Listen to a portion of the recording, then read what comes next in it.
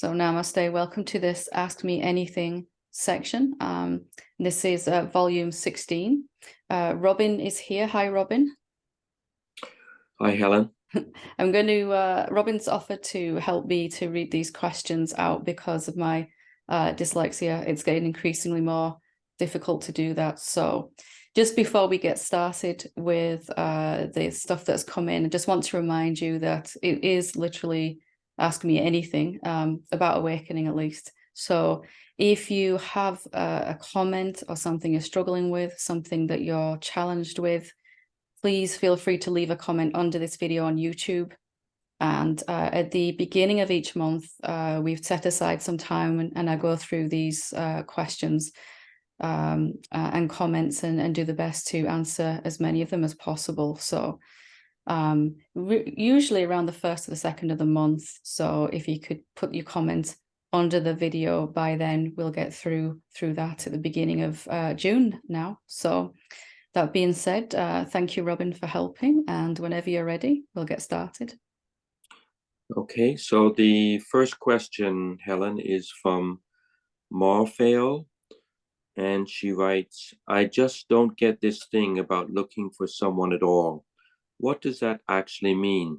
What is someone? You've got a guy on the screen in front of you trying to find out if there is a someone. He's right there in front of you trying to work it out. He's talking, he has a body that he's in control of. Is that not evidence of a someone? You've even given him something to practice.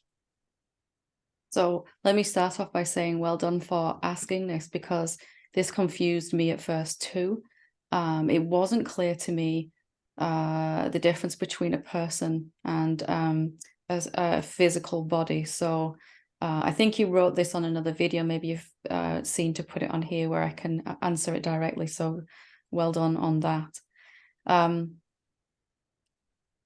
So there's what you're looking at, or what you're referring to as a body. There's a body on the screen, a human body, but is that the same thing as a person? And at first it really seems like they are. So to go further with this, we need to be willing to question what actually is a person. Is it the same thing as a human body? You said he's talking, you said he's using or is in control of the body. So that very sentence indicates that there's two different things there. There's something or someone using that body and a human body, that they're not necessarily the same. And even if we talk about the body, we say my body, we say my mind, we don't say me, we say my. This word my indicating that there's something, some entity, something to which the body belongs. And that's the core there where we're pointing to. So this person that I was taking through this inquiry was really beginning to question, had come to see that he is not his body, that his body is something that he's using, like an outfit, a set of clothes that you put on for a while and then you take them off. So just like you inherently know that you're not your clothes, you are the one inside the clothes, we can get a sense that we're not this body. It belongs to us, we can use it. It's a beautiful thing, but it's not all that we are. And it's important to find this out, because if we don't do this inquiry, then we're going to be scared when the body dies. We're going to feel that we're going to die, and that is quite terrifying. So just want to reassure you and say that it's not unusual for people to have this kind of resistance to seeing at first. I don't mean you don't want to see. Of course you want to see, otherwise you wouldn't have sent this in. But resistance in terms of, it just doesn't, why would I even need to question? It's obvious that this is me. This thing I'm looking at on the screen is me. But there's a body and there's someone or something in it. And what we're doing in that inquiry with that other guy is we're looking at what that something is. Could it be different to the body? And could it be different to what we think it is? So self-inquiry is what we were doing. And just being willing to say, what really am I? Like, am I actually this separate person? Am I this body? Am I actually only this physical form and the thoughts going through my head? Like a real willingness to see that, and then something's going to open up. So I'm really glad that you asked this. It wasn't clear to me at all. For me, the word me was synonymous with the body. This was all I am, or so I thought. And it turned out to be so very different to that. So if something I've said here really ignites something within you, a curiosity, then that's great. Don't worry about the resistance. It's going to get clearer each time you try. Just have a go and just sit for 5 or 10 minutes with this question. Am I only this body? Is that all I am? And your mind is going to give you lots of answers to that question. But just staying with the question anyway, or what am I? You're going to feel something start to happen, some kind of openness, something perhaps different than you've ever experienced before. And remembering, if any fear comes up, that you're only seeing what you've always been. That's what Satsang, that's what all of this is about, this awakening to who we actually are, that we're not limited only to being a human body, that we don't die when the body dies. And that's the most important thing. So start from there and see what happens when you ask that question. Again, don't take mind. There's nothing wrong with mind's answers, but it can't see the truth here. It can only think about things. So just asking this question and staying open. Don't have to push away mind's answers, just staying open with the question anyway and see what comes from there. And if you feel called to, write back in next month, let me know what happened when you asked this question. I'd be excited to see what unfolded for you. Thank you, Robin. Thank you, Helen. The next question is from Madev, and he writes, wondering if throat clearing is a physical issue or related to awakening. Oh, well, absolutely both for me. In fact, they've been the same thing. As my awakening has deepened, that has been a challenge. It's a throat chakra. If you know about the chakra system, there's 7 energy centers in the body and in the subtle planes, where energy is stepped down from this very high divine frequency into something that the body can use. And the throat chakra for me has been particularly problematic, self-expression in all of its forms.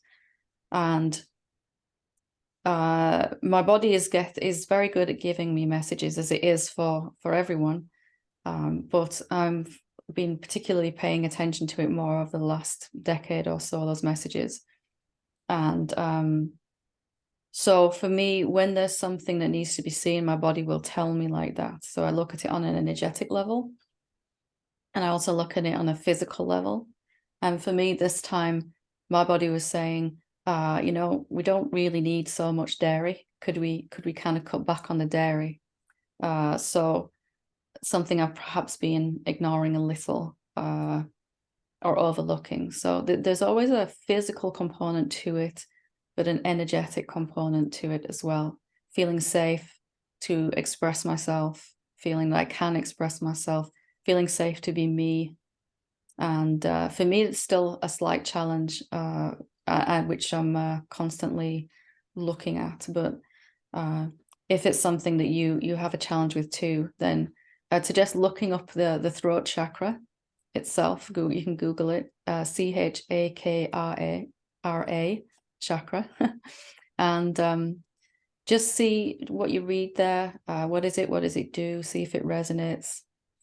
But also, your body might be telling you something physical as well, because it might manifest as a sore throat or losing your voice, something like that, a cough or a cold, a virus on a physical level too.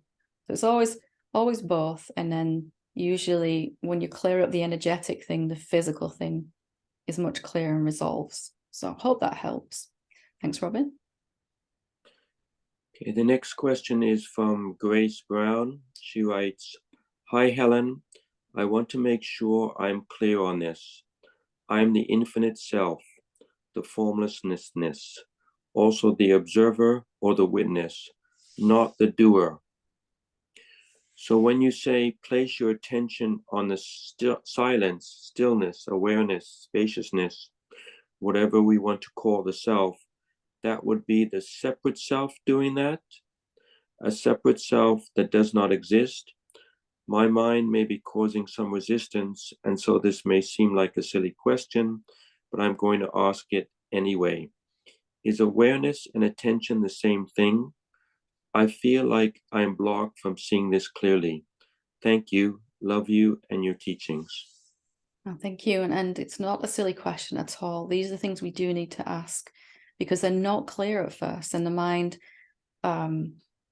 is confused. It gets confused here. So because of this belief in a separate someone, we automatically assume that that separate being is the one that's recognizing or putting attention on the awareness, stillness, consciousness, silence, whatever we're calling it, the real self.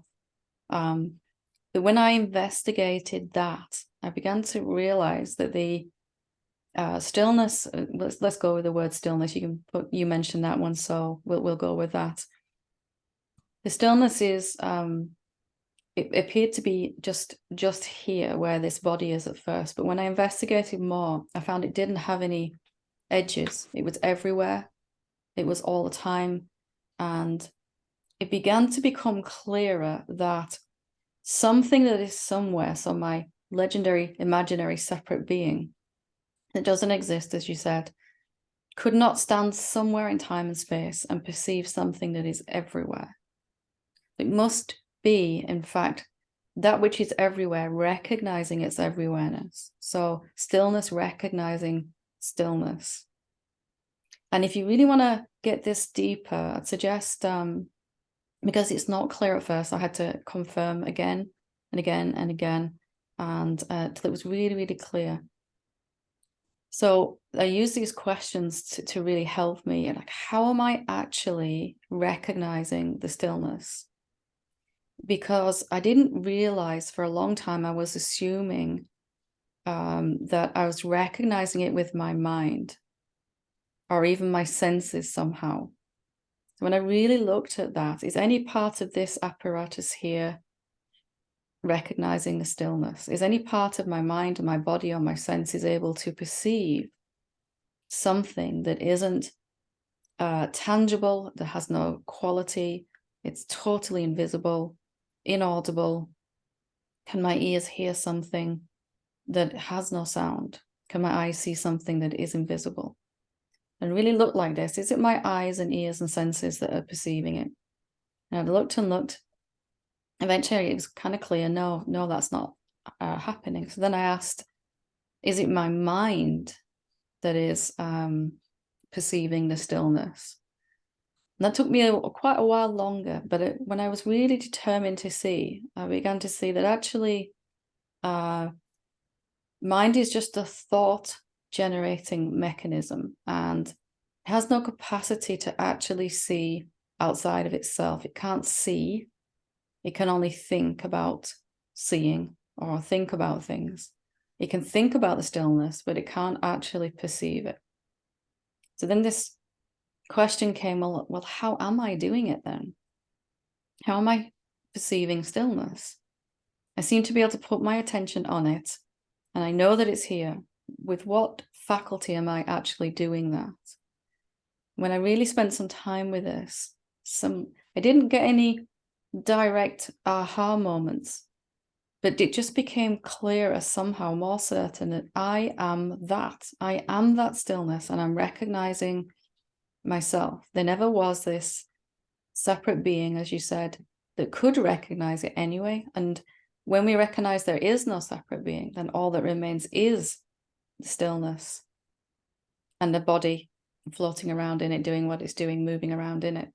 So of course, don't take my answers, they're hopefully helpful, my suggestions, my answers, but work with these questions if you really feel aligned with them, and just staying with the question, even though mind might say there's no way you can see this, because I hit that barrier too.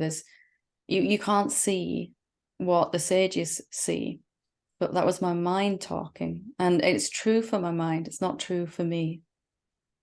So taking these questions, if they feel good, and actually investigating how you're perceiving stillness. Or the other way is to keep looking and not finding a separate being. Again and again and again, can't find it. And then it gets clear that there never was anything other than the stillness. That the separate being, the egoic sense of self, has just had the capacity to really vividly imagine, and whatever it imagines with its infinite power, it seems really real. So if it imagines itself to be a separate being, a someone, that really seems very real for quite some time. So, and you also asked, I think, is awareness and attention the same thing? And there is, that we could say that they're synonyms. For me, awareness is just aware. And when it takes the shape of a human being, stillness awareness, it has this attention capacity suddenly. So suddenly it's just here first. And then when it appears as a human being, it has the capacity to focus in on a thing, an object. And we call that attention. I can pay attention to something, or we can pay attention to nothingness, the awareness, the stillness, where it's recognizing itself. So they might seem like two different things, awareness and attention, but as you really investigate, you can even ask, what is attention? Where does it come from?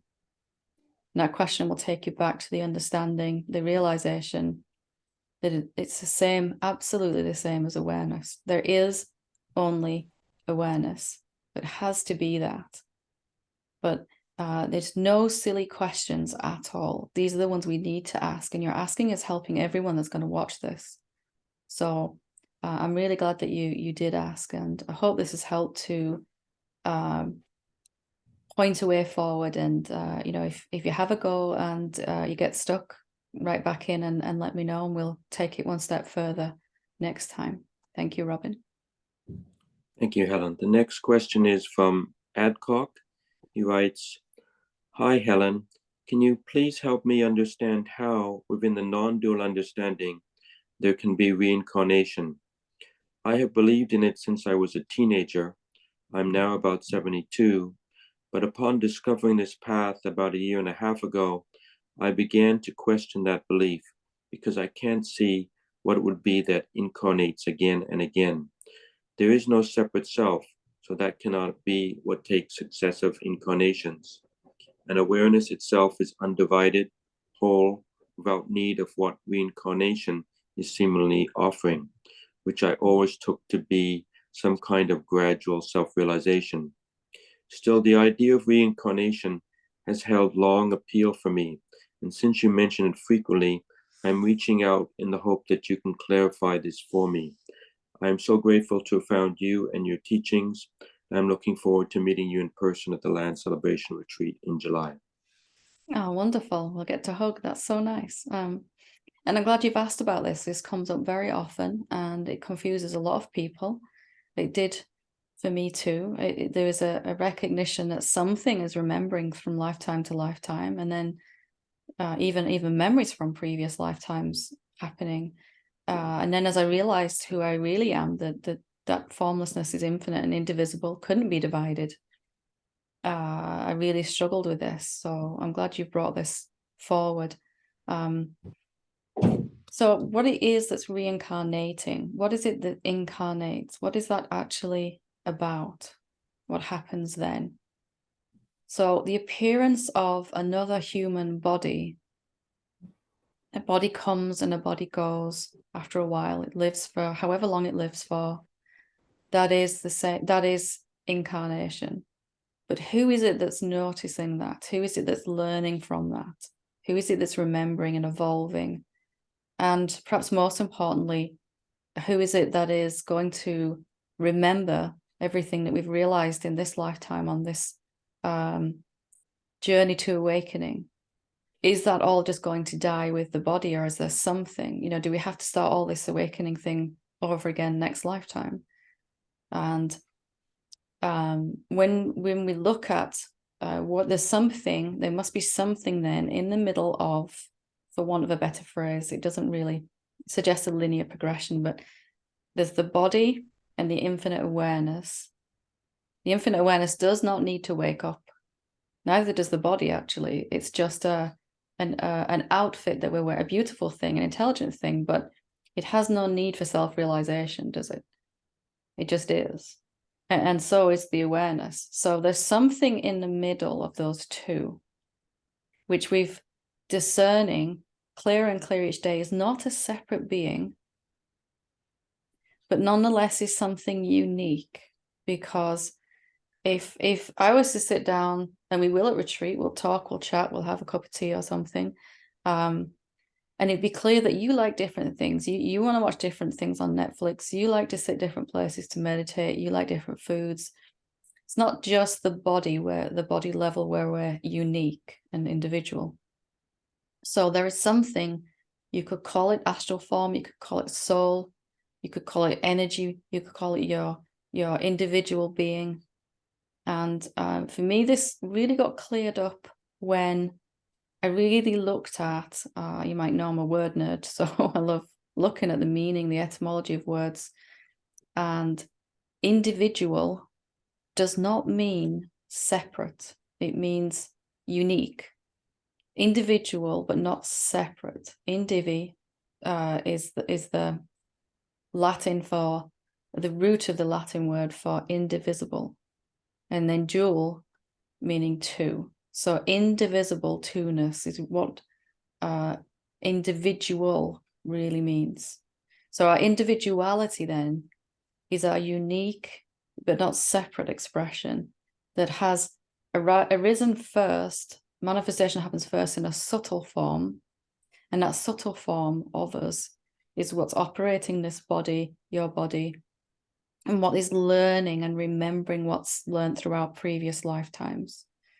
And it stores those memories, those unfulfilled desires, those karmic patterns in itself, the soul, whatever you want to call it, individual being. And it's those unconscious desires that drive the next incarnation. So it can't evolve very quickly at all, just on the energy level, because there's no sense of opposites there. There's no wanted or not wanted. There's no before, now, and later. There's no good and bad. There's no truth and illusion. There's no duality there for it to learn from.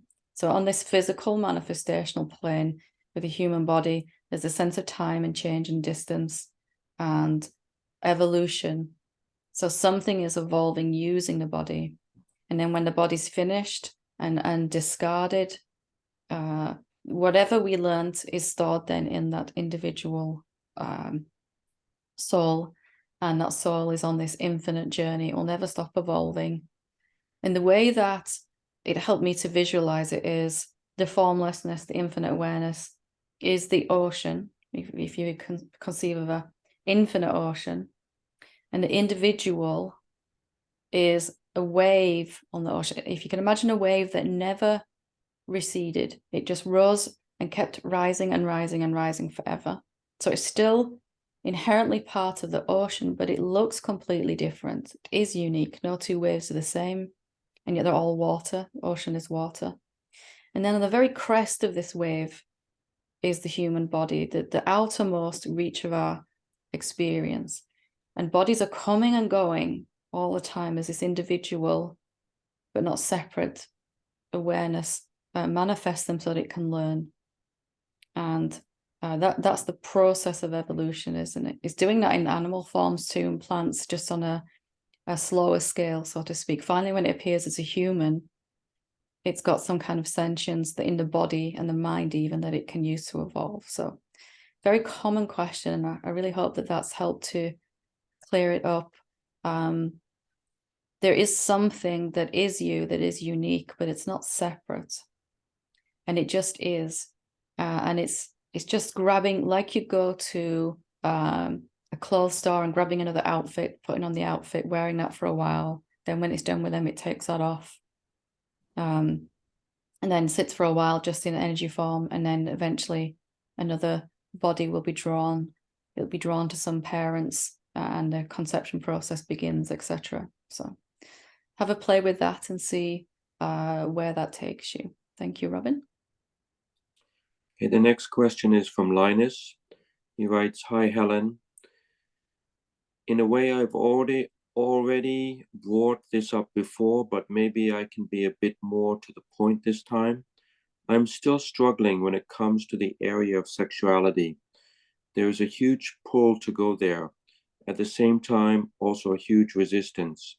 I can't put my finger on it, but sometimes in there manages to send me on a horror trip, and I almost completely forget myself. I can't avoid it for long, yet I can't stand it when confronted with it. It may also be the amount of suppressed energy that's just too much for me, but I feel there is something more, something that I can't clearly see, something there is able to almost completely suck my attention out of the spaciousness, and it's just super scary. I really don't know how to move through this, but it feels as if I have to, as if I have to go through this body. Otherwise, it will always pull me back down again. Some unfinished business there, it seems. Grateful for any advice or support in this process, and thank you very much already." Well, thank you, Linus, for writing back in.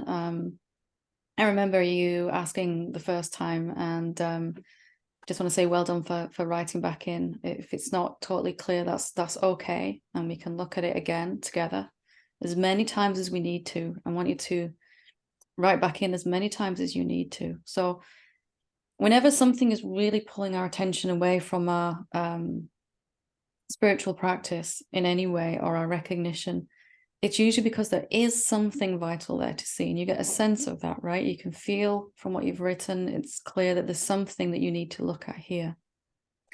And you said, talked about suppressed energy. You've talked about the fact it's scary to look at this. So I would suggest questioning that. It feels scary to go here, to look at this part of your yourself, but could that be a belief that's been playing out?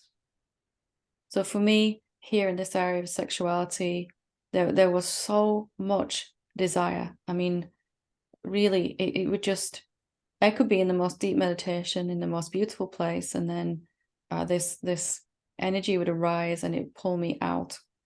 And it got so strong that in the end, there was no way to avoid looking at it. It just kept knocking on the door, and then banging on the door, and then it broke the door down and said, "You will pay attention to me." So if that's what's happening, I'd suggest really looking at it anyway. Does this area have to be scary and difficult to look at? Bearing in mind that you are already the infinite self, infinitely powerful, and any idea that you believe, you'll experience. Now, I believe this about this area. This area is going to pull me away from my awakening. I'm out of control of it. It's got all this rampaging desire that I can't get a handle of over, and I'm at the effect of it, was this kind of belief. And every time I try to look at it, it's just overwhelming, and there's too much energy. I've been squashing it down for so long, I don't even know where to start with that. And I really had to get honest and say, you know, maybe that's not true. All those things I've just said, maybe I've experienced them, but they might not be true. Maybe if I'm willing to question, I can actually look at this in a calm way, bit by bit, incrementally. So just gently, why am I scared of looking at this? Why am I trying to avoid? Not from the mind, you know, not why haven't I gotten over this yet? That's what mind would say. The heart would say, why haven't I looked at this yet? What's that about? What am I scared of about this area? And a few things, I'll just suggest a few things that might resonate. And if they don't, throw them out. Then for me, there was just this sense of this incredible desire. It was actually the desire itself that I was afraid of. Wasn't actually about sexuality in the end. When I actually looked at what I was struggling with, it was all about desire. In this case, showing up as sexual desire, but desire for food and all of the sort of sensory experiences came along with that. When I really looked, it was so just gently investigating. And can I just be more willing to look at this without the ideas behind it? What if it's not really that big and scary? Or what if it's something that many people struggle with? And hopefully my sharing that I've struggled with it makes it seem a little easier to look at it too. You get many questions about this area in particular. There's a lot of shame that people have around it, that we should be beyond it, sexual desire or something, that it's not spiritual or something like that, that it doesn't have a place in awakening, and it's just nonsense. If two human beings want to express their love for each other physically in a way that benefits them both and it's good for them, then wonderful. You know, it's just some old conditioning coming up, isn't it? And of course, as the self realizes itself, it's going to want to express itself in all these ways. It's going to want to go into these areas that we haven't really unpacked out of the place we've locked it into, saying do not go into there. So that's what's really happening. Love is emerging and wants to really overcome this kind of fear and this blockage. You might be surprised to find it's not about sex at all or sexuality. It's more about ultimately, for me, like I said, desire. It was about desire, and most of all, where I wasn't willing to go, because I'd built up this, I'd locked it all in this room in my consciousness and said, do not go in there because it's going to be overwhelming. You know what happened last time? And I had to have a willingness to just come at it again with this openness. What's it like to meet this intensity of desire or energy without any preconceptions, without any history of last time I tried, without any projection onto it? And you might find that's a very, very different experience. And just remembering one last thing, you don't have to look at it all at once. You can open the door, peek in, say hello, and then close the door again. Next time you might walk into the room, shake hands with your desire, and then come back out again. Next time you might have a hug. And then the fourth time you might invite it out for a cuppa. You know, of course, metaphors, but you get a sense of what I'm saying. So have a try with that. And well done for staying open and really trying to push through this, because most of us would find it easier to avoid. And we've done that for long enough and it gets too painful. So again, right back in if you need to. Let's see what happens. Okay, thank you, Robin. The next question is from Aspian Space, and they write, Dear Helen, I watched your video, There's No Thinker, Just Thoughts, and really heard you. But I still also hear my mind going, I need to control this and that. What is the best way to be, not do, when the mind keeps saying, for example, I need to handle the situation and make sure that, in brackets, insert whatever, is the best medicine to somehow stay quiet and observe it? How do I see what I really am when I can't do it, / or see it actively? Is it more a process of not doing or stopping, in brackets, something? I often feel like I'm on the edge of a discovery, but then again, I've had that feeling on / off the last 25 years. Sometimes I fall into the abyss of living submerged in the little me, but still come back now and then when I wake up and see clearly that the name I have has nothing to do with who I am. My age has no relation to who I am. My random choices in life have nothing to do with what I am. But I still feel like I'm actively looking for something, which I also recognize as the problem, because who is looking? It must still be the little me sneaking back in, right? If there's nothing I can do, then how do I stop the doing and looking?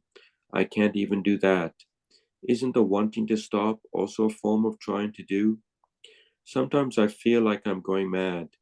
I sometimes realize in glimpses that I'm not the body or the mind, but I am still looking for that thing, that you describe as being ordinary and known already. It seems logical almost that it can't be something new and unknown if enlightenment is already here, but I just can't seem to recognize it. How am I so blind to it if it's my true nature? How can I be without doing?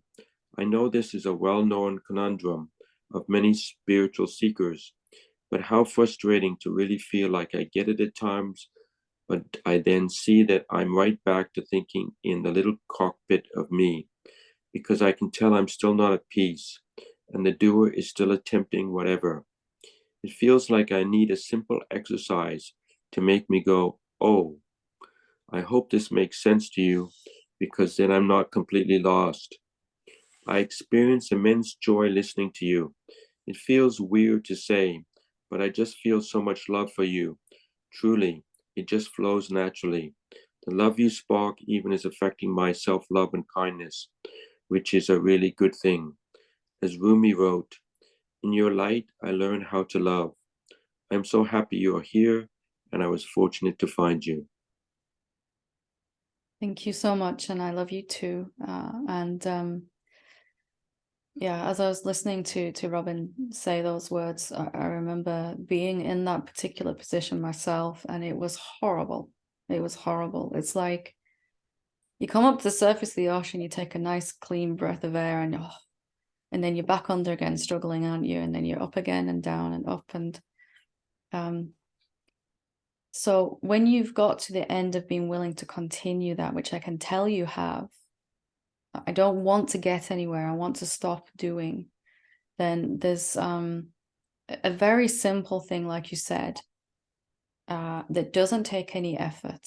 So the difficult thing for you is going to be staying with this simple instruction, because your mind is going to say that this won't fix this entire thing that's going on spiritually. This won't fix it, but I can promise you it will. So if you want to write it down, of course, you can pause it when you watch this, pause it and write it down. Stick it everywhere you're going to see it. Put it on your phone, put it in your car. And it's a simple thing, but nonetheless has to be done consistently. And your mind is even going to say, I've already done this. Okay, so I want you to guard against that too. So here it comes. When the doer arises, you know, the one that's trying to do, or as you pointed out, trying to stop doing. How do I come out? I'm not even the doer. How do I disidentify with that? You know, you get the sense of it, right? I can see that I'm not the doer. And how do I stop identifying with that? That's the key, because there's something that keeps pulling you back to that. Okay. And then you go back into the illusion, and however long that lasts before you come back out again. So I want you to stop trying to free yourself. When you seem to get tangled up in the mind, make no effort at all. So when you're sinking back under, you just sink. Because, and I told you, I'd say it again, it seems too simple, but done consistently, it will change your entire existence. Because when we feel the mind starts doing its thing again, the doer is in full swing, something is pulling towards that. Attention, not you, attention. Attention is pulled. But if you say, I'm being pulled back to the mind, to the doer, then you believe you have to do something to get back out of it. But the more you try to do something, the further away you feel from what's actually real. The more it's emphasizing that you're the one that's stuck in this trap. So you're not the one that's caught in this. You're asking me how to do something that you don't need to do. And how do I free myself from the doer? Well, you're already free. So right now, if you look at the empty space in the room, just perceive the empty space in the room in between the objects. That's you. It does not need to do anything, does it? Or the awareness that's aware of these words coming in through your ears, it doesn't need to do anything. So as counterintuitive as it seems, the very moment there's the strongest feeling, conviction that you have to do something, how do I get out of this? You just go, oh, there it goes again. If I follow that thought, I'm right back stuck in the illusion. What do I do to stop identifying with the doer? That very question, inherent in it is the assumption that you're the one that's caught. And this is the subtlest but most pervasive part of the whole illusion. I've seen that that's not me. How do I stop going back into it? And that seems really real to mind. I'd like to stay out of it, says mind. What if you're already out of it and just identifying with attention that's going to the doer, and then turns around to look at the self for a while, feels lovely, turns around to look at the doer, identifies with that, feels terrible, turns around, and this is what's going on. You're here, you're watching this, but you're so sure that you are this here, attention.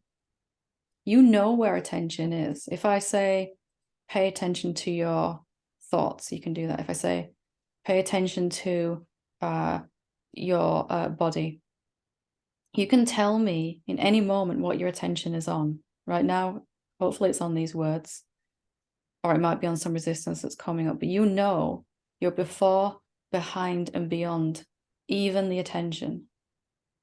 So just not buying this sense that you're the one that's got to do anything about it. Mind's sold as this last thing on the to-do list.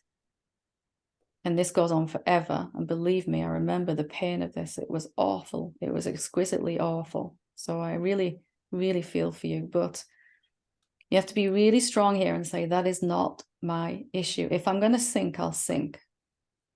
And you'll go under and straight back up again, or attention will. The moment you don't try to get out of anything, you'll realize you don't need to.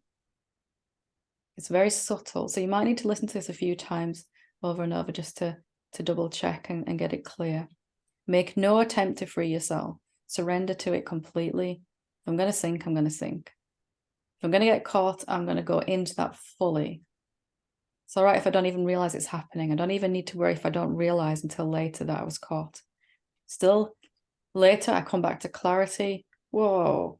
So I still don't need to do anything about it. I am not the doer.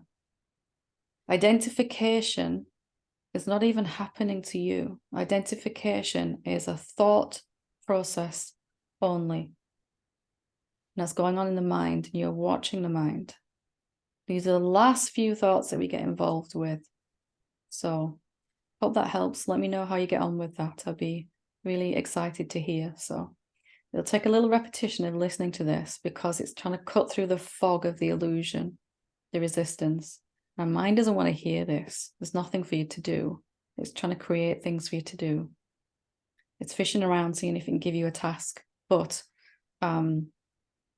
just refusing to get involved in anything, no matter how beautifully presented or urgently presented or important the problem seems to be that mind gives you now, especially spiritual ones, and see what happens. Thank you, Robin. Okay, the next question is from Shopco89, and they just write thank you with a heart. Thank you. And then the next question is from Born in Washing Machine 4582, and they write, state of awakening after so many years living in post-depression state, living as imagination, everything is okay or can be fixed. So where am I awakening to if both realities are false? Other hard, unstoppable, continuously changing reality. Mind recognizes events after events. Does fear allow to see further? Is it isn't and isn't? I cannot fix again and say it is okay. Don't worry.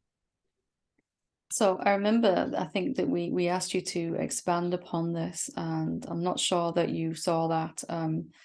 So I'll have to work with what you've sent. I'll do my best, but of course, if it's not what you need, then write back in and say. So what happened to me after clearer seeing was a lot of fear. And yeah, fear does help you see clearer. It seems to want to stop it. But actually, fear pushed me, wouldn't let me sit on my laurels, so to speak. It pushed me forwards to be free of fear. And well, all that's happening is the infinite self is waking up to itself. You're seeing that the world that we've imagined between our ears is not really what's out there. What's out there is our own self. It's appearing as this body, your body, everything. All the phenomena in the room, all the phenomena in the world, the universe.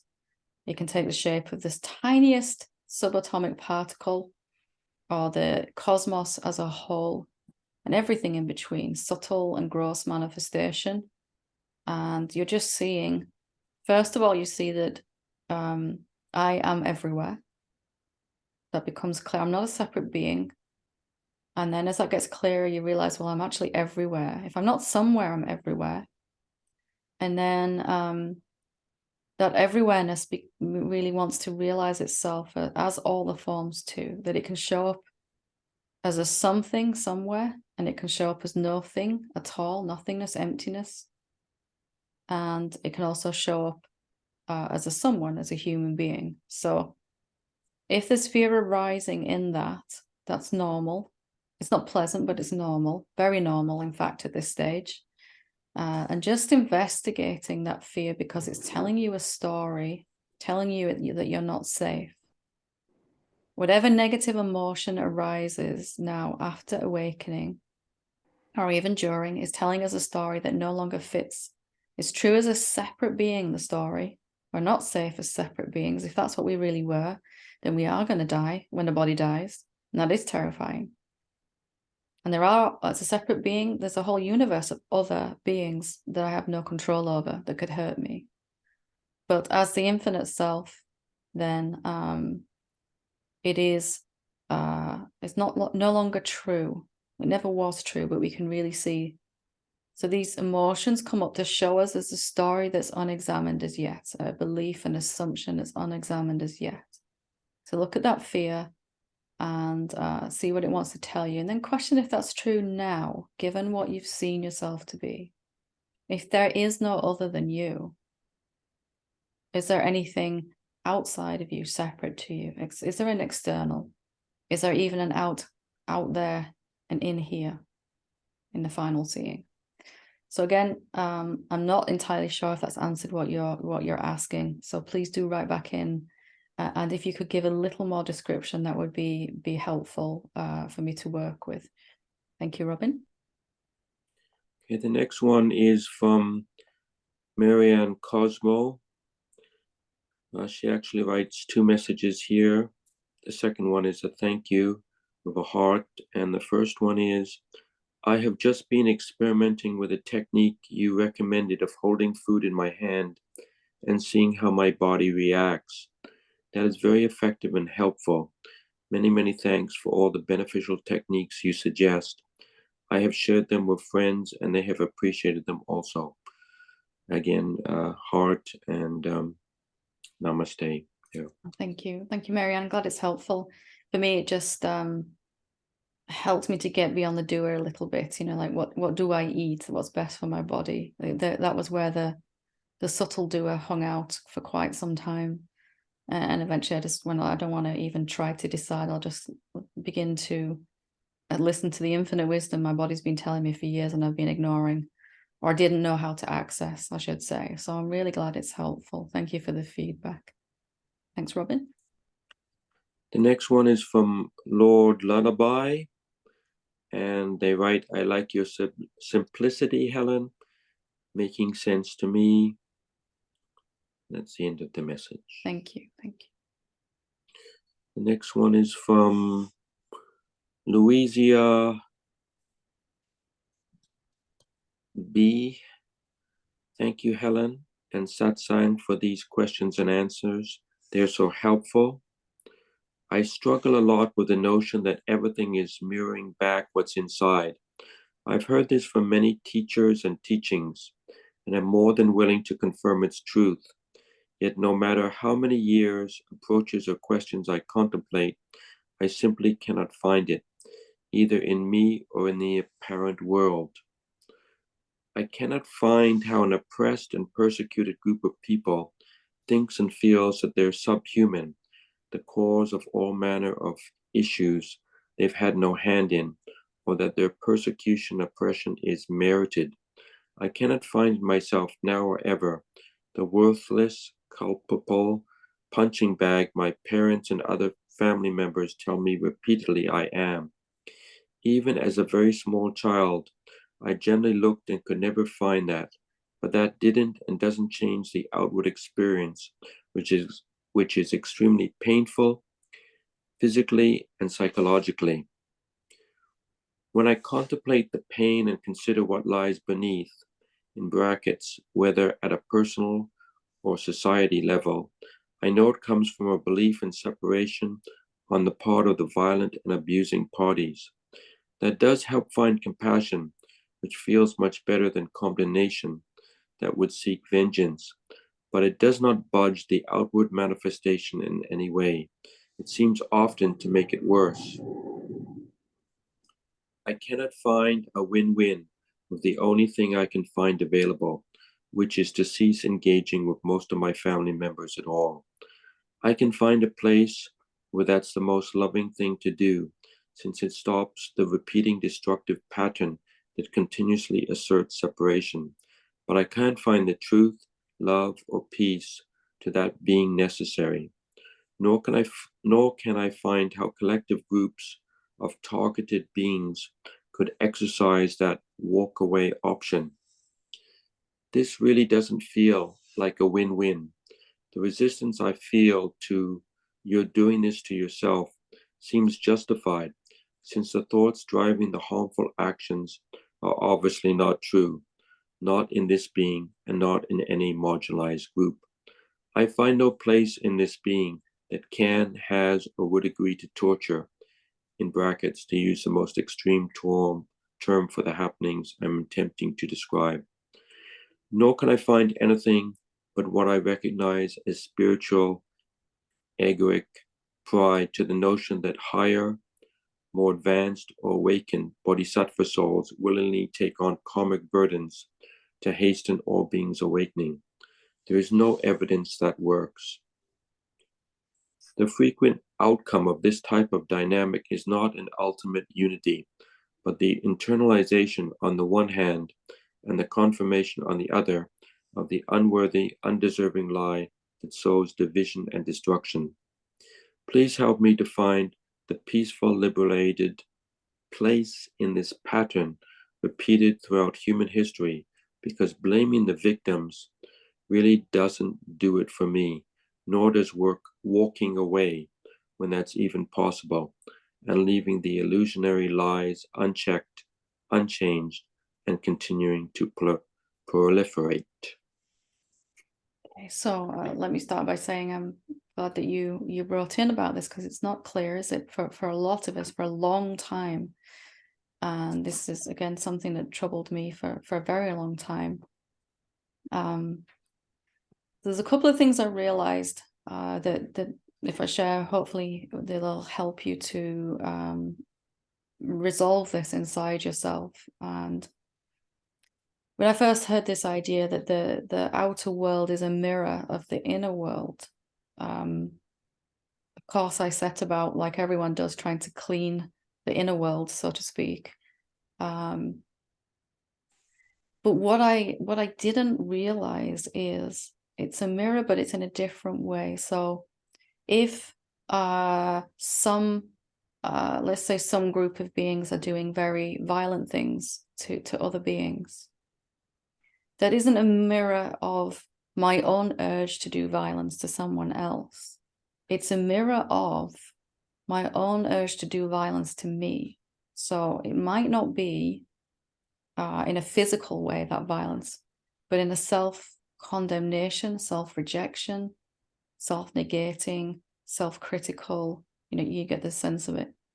So the mirror is not what they're doing, I'm doing, or I'm willing to do, or the tendency. It's more like what I see going on out there, where am I doing that to myself in a subtle way? So as I began to release self-condemnation, self-hatred, self-blame and judgment, then my outer world began to change. Also found myself surrounded more and more by beings who loved and appreciated me for who I am, who were a reflection of my own urge to love myself.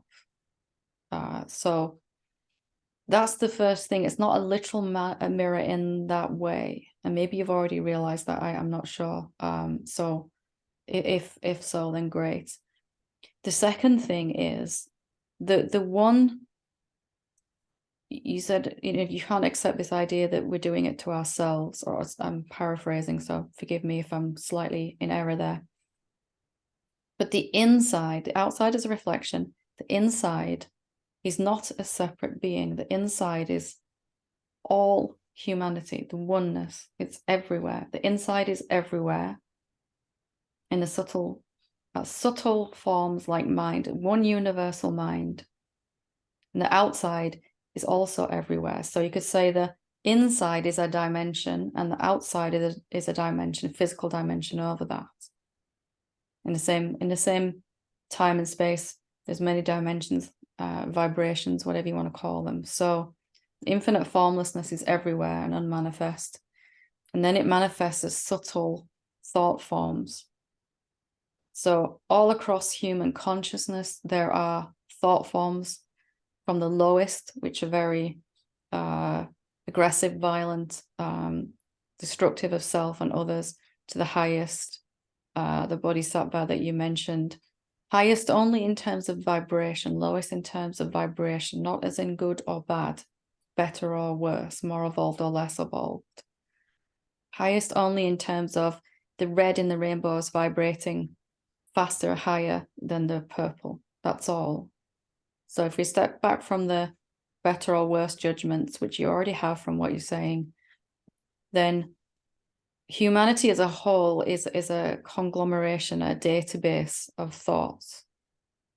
And as you come to realize, it might seem like it's happening in one place only, but as you come to realize who you really are, that is not a body and mind living in South America, let's say, realizing that they're infinite. That is the everywhereness, the oneness, that is all of humanity, recognizing that they are all of humanity, in fact, all of creation and the unmanifest. So when we decide to love ourselves, it's not me here, Helen, living in Batley, England. I'm gonna be nicer to myself. That urge, that thought, that desire is a global, universal desire, which is appearing in more and more bodies at once across the globe and manifesting with increasing frequency. And we could say our very existence, our human existence, is the bodhisattva, because we've come in this incarnation to embrace these lower, slower frequencies and turn them back into peace and love. So it's very confusing until you realize the inside is not a location. The inside is everywhere. And the outside is everywhere. And then it starts to make sense. And that when I realize the truth, when I wake up, when I reach enlightenment, whatever you want to call it, self-realization, awakening does not happen in a place. Awakening is a non-local event. It doesn't have a location. It's the everywhereness, recognizing its everywhereness. And that gets clearer and clearer in the subtle mind of human beings as a whole. There's only one mind. More and more thought forms pervading the one mind. They're the type that we would like: compassion, love, honesty, acceptance.